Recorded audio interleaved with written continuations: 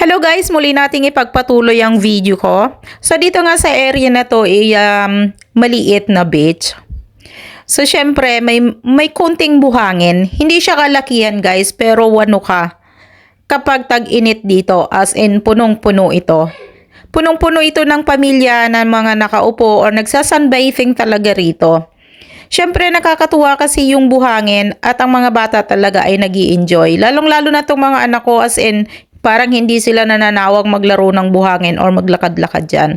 Lalo na siguro sa summer, so antayin kong mag-summer ulit para kami makapamasyal ulit or kahit saang beach na malapit dito sa amin.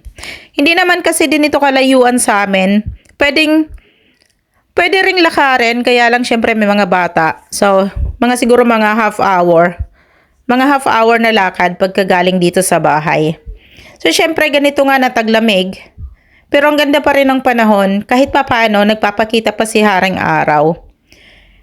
Dito kasi mas madali siyang dayuhin. At syempre hindi guys nawawala ang chips or ang French fries. So chips ang tawag nila dyan.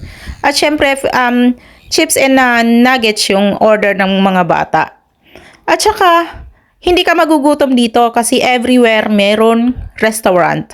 As in, marami kang pwedeng kainan.